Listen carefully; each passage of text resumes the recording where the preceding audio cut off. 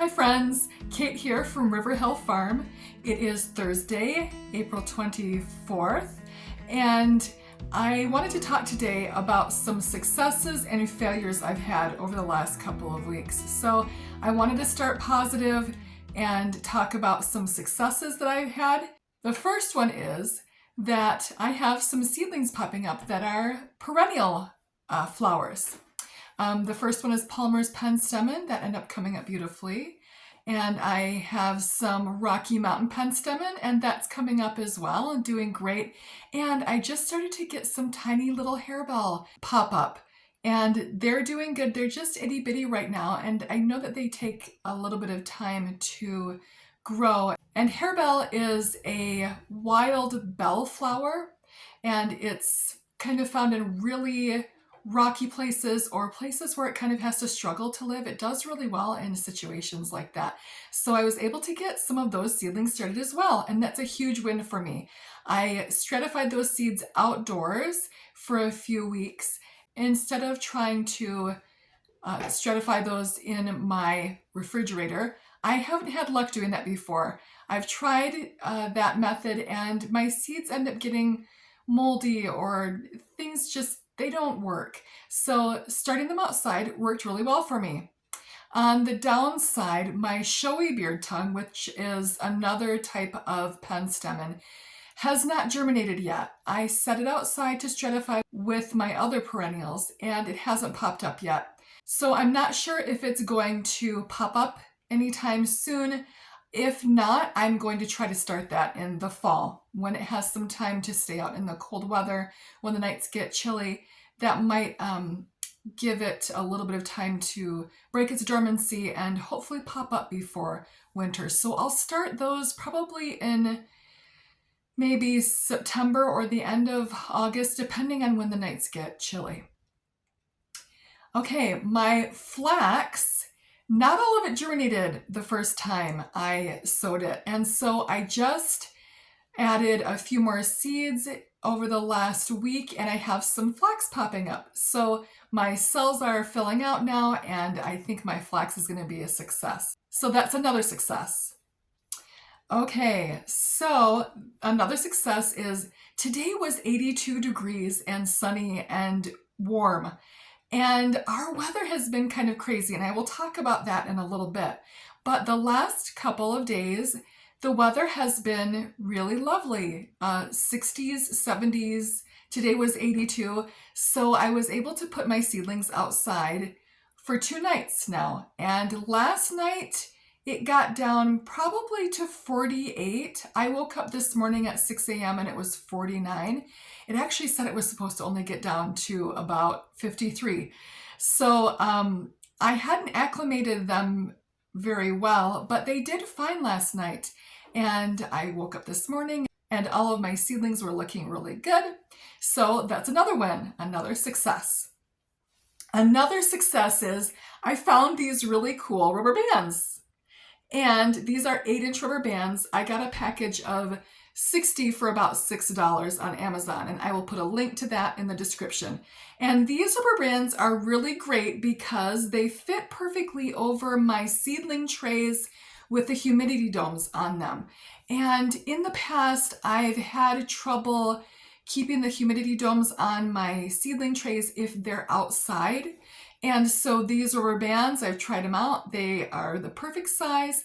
They keep the domes on so they're not flying away. And also, I've had my seedlings inside, and I have 2 cats. And one of them, Hemi, you might have met him already.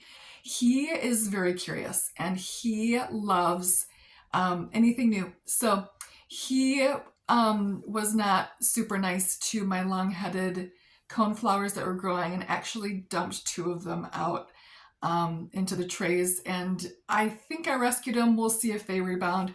But anyway, these have been a lifesaver because they keep the humidity domes on and keep Hemi out of my plants while they're growing. Okay, so those are some successes that I've had over the last few weeks. And I have a list of failures which is much longer. So I realized the other day, well, let me preface this by saying that we're, I think, 16 days out from our last frost date. And I think it's actually going to be less than that this year. I've been looking at the weather and it looks like we're probably not going to have any more freezing nights. The coldest it's going to get, I think, within the next couple of weeks is about 39 overnight. And so I think we're pretty safe. We're in the safe zone now. So anyway, I got behind on my planting, and I'll talk about that in a second. But what I forgot to do, I have a planting book, and this is it. And I have listed the dates of when I'm supposed to sow my seeds and the list of the seeds that I'm supposed to sow on those dates. And I was looking over my notes. Oh, and then whatever I sow, I keep a journal. And so I write down the date and then the seedlings that I started on that date. So looking over my journal, I realized that I had completely forgotten to plant foxglove and catmint. I went outside to check on my seedlings and I thought, I gotta see how my foxglove is doing, and realized that I completely forgot to plant it. So I did that earlier today. I started my catmint and my foxglove just today, 16 days out, but I think that is going to be fine, and they'll have time to grow and get established before I can get them out, and it's going to work out. So let's see. I got behind in planting. I've been really just busy with things. We hosted Easter dinner for some family and friends, and that was a big deal. And I hosted book club a couple of weeks before that. And so then yesterday we ended up felling one of our trees in our yard. Well, my husband did. I didn't do anything except say, that looks great. So he fell one of our big trees that was dying and really needed to come down. So we felled a large elm tree yesterday, and that was a couple days of trying to figure out how to do that together, kind of brainstorming. And because elm trees grow in a vase shape and they don't have this like one central trunk like a maple or a walnut, so they grow out like this. And we had one limb hanging over one of our neighbors' sheds, and we were a little afraid because it was rotting that it was going to fall and destroy their shed, and we did not want that. And so we had to tether it all together and strap it and tether it to another tree to make sure it was going to fall in the right direction. So anyway, big projects in our yard, and we haven't even gotten to our really big spring cleanup in our yard. So sometimes we have trash blowing from who knows where, and we pick that up usually in the spring, and we pick up all the sticks and things that the walnut trees have dropped from our neighbor's yard, and just do a nice thorough clean. And we've just been really busy. Oh, I also drove down about an hour and a half away and picked up an outdoor table. I have this pretty little pergola that I've been wanting to find a nice harvest table for, that we can sit under and eat dinner together. And I found one, so I drove down and picked that up. So I figured that all out and figured out how to keep it watertight and things like that. It's just been a lot. So anyway, I got behind in my planting. I'm actually going to finish up planting all the seeds that I need to start tonight, which includes the rest of my feverfew and my zinnias and cosmos, and I need to start my saponaria and my straw flowers and my Chinese forget-me-nots. I am just really behind. So that's what I'm going to do after I'm done filming today. So another big fail was that a few days ago, I was trying to get my seedlings acclimated to the weather and out of the house and start transitioning them to living in the outdoors. And I have 2 racks. I actually have 2 videos before, of a rack that I purchased on Amazon. And I put one inside in my south-facing window, and then I ordered another one and set that outside so that I could take my trays inside and start getting them used to the outside.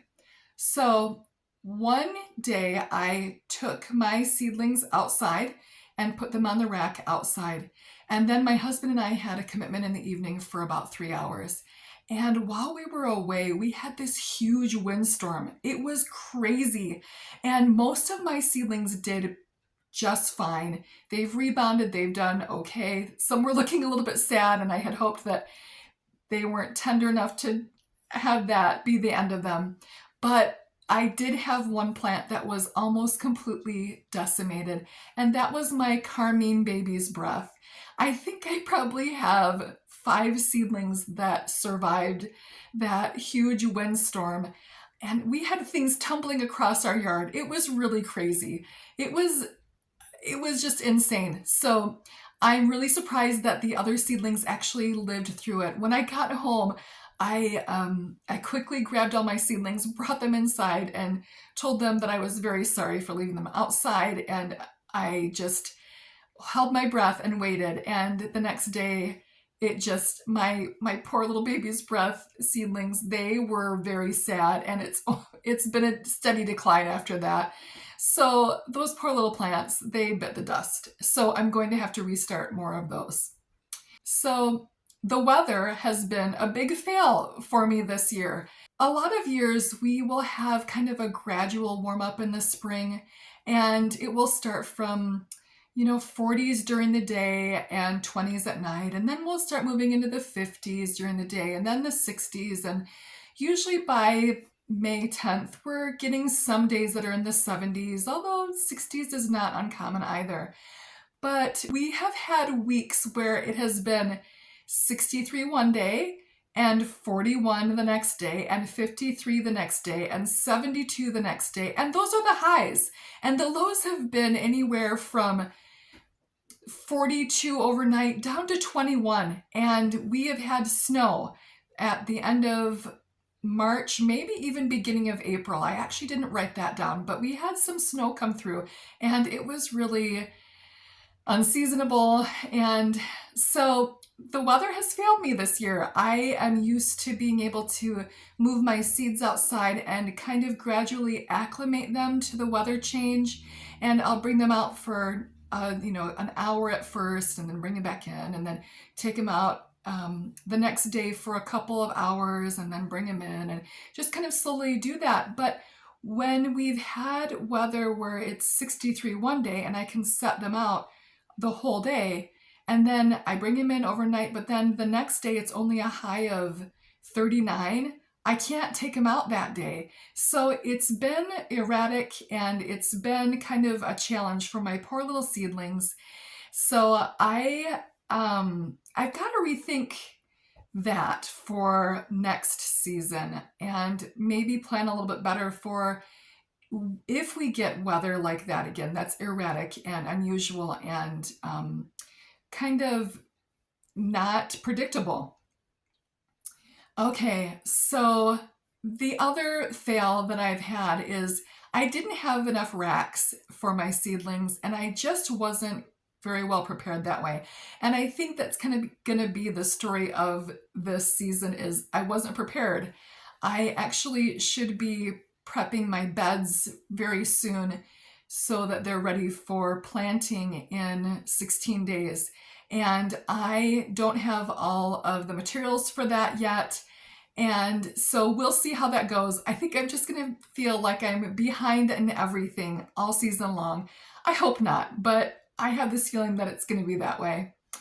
Anyway, I have only these 2 racks that I purchased this season. I did something different last year, and so it wasn't enough. I really need another rack, and I think that for this season I'm going to be okay, especially since I just bought that harvest table. I have seedlings on that spread out right now, and so I think that's going to be all right for this season. But for next season I'm going to get at least 1 more rack, and I'm going to try to figure out a better system for starting my seedlings inside. And part of the reason that I got behind in planting was simply because I did not have the space to grow my seedlings inside. We have a smallish house, and it's wonderful. It's a quaint little farmhouse, but it doesn't have enough space to really spread it out at all. And so we have a dining room, but it's 12 by 14, and So our table takes up a lot of that space, and um, I can only put one seedling rack in this room, which I'm in now, my dining room. And there's just not another place where I can put another rack without it really being in the way. So for next season, I'm going to rethink that. I'm going to try to problem solve that and figure out a better way to grow more seedlings or start more seedlings indoors before acclimating them outside to the weather. The other thing that I wanted to talk about quickly was that when you are a hobby farmer and you are growing flowers for a cut garden, you have this little window of time where you can try to figure out what you did wrong last year and remedy it. And there gets to be a point where it's too late. I think we have somewhere between 126 and 138 growing days in a calendar year here in southern Michigan. And so when you get to a point where zinnias would take 70 days to grow and you're 70 days away from your frost date, and you haven't successfully grown zinnias or they haven't germinated or something, it's just too late. And for feverfew, that's kind of it's a tender perennial, but it's kind of, you can't really count on it to give you flowers the first year unless you start it really early, which I did last year. And I did get a small flush of flowers, very short stemmed flowers last year, but they filled up my bouquets and it was great. This year I started my feverfew, my magic single early, but I totally spaced and forgot to plant my snowball, feverfew and my magic lime green feverfew as well. So those are still in the seed packets. They're getting planted today, but I might not get flowers on them this year. And I was really hoping for it. You know what? I probably will get some in September, right before it frosts, which can be anywhere from the beginning to the end of October for us usually. Last year, I think our first frost was actually in November. I think that's right. But normally it's sometime in October.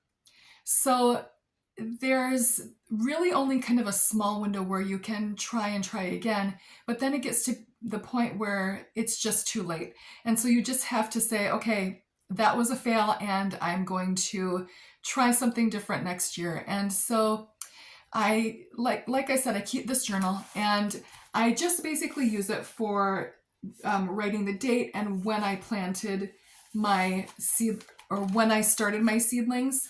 But I think I'm also going to start keeping notes about I forgot to plant this.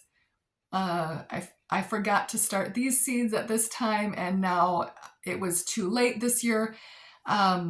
So I'm going to, I think, utilize my notebook a little bit better this year to help me learn and remember next year what to do. And it's funny because last year I kept a journal as well, but I thought, oh, I'll remember what happened. I don't need to, my notes don't have to be very detailed. I will remember what happened. And I look back at my notes and I think, what happened?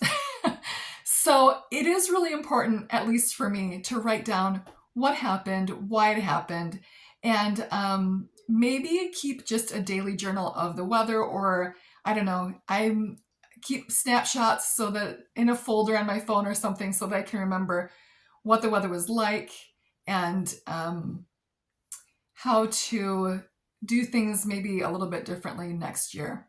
So those are my successes and failures so far. They're some of the first of the season, but they definitely will not be the last. I'm sure there are many more failures to come, but I'm also hoping that there are going to be lots of successes. And I'm really looking forward to the successes of cutting flowers and making bouquets and showing you and sharing them with my friends and my family.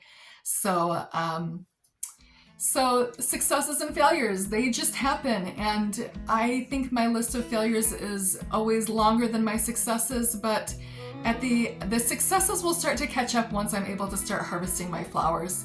And so you just keep going, and you just learn, and you just learn for next year and learn for this year too. Sometimes you can remedy things, and like I'm going to start my seeds a little bit late this time around, and that's going to be what it is. And so I hope you've enjoyed learning about some successes and failures that I've had, and share some in the comments about the successes and failures that you've had and how you've learned and how you've enjoyed your successes. Thanks for watching today. Also, click like and subscribe to follow me on all my flower farming adventures. Have a lovely day.